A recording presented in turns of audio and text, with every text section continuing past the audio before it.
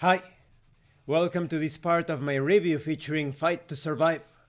If you haven't seen the other parts of my review featuring this role-playing game where you use your martial arts to survive the mean streets of New Hope City, please check out the playlist in the description below. This time we are going to talk about the first step in the character creation process, which is appearance.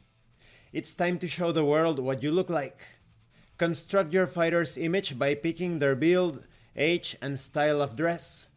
First, you must decide the general shape of your fighter's body.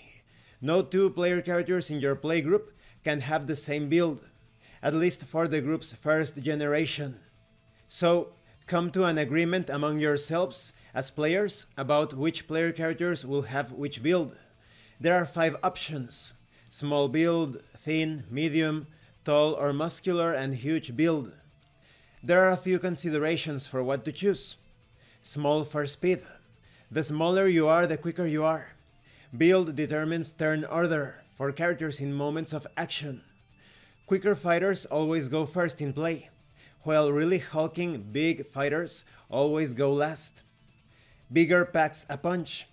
The bigger you are, the harder you hit, but also the more potential you have to train for more force in your moves and pack an even greater wallop with your blows. Also, train for your body. What about the middling build?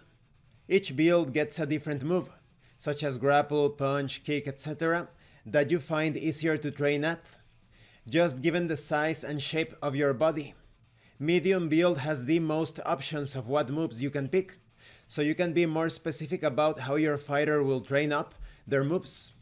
Once your build is chosen, make a selection of a distinctive feature for your fighter based on their build. This helps make a character more memorable. Each build has 3 options for distinctive features, such as leather jackets, sunglasses, bare muscles, wristbands. Distinctive features break ties when figuring out who goes sooner. The farther left, the faster. The farther right, the slower. This is according to a table. So for example, someone with long hair is more aerodynamic when compared to someone wearing a jean jacket. Next, you identify your fighter's date of birth while keeping in mind the starting date of play. You'll need to both check off the character's checkbox and write in an exact year of birth, because both will be pertinent in the course of the game.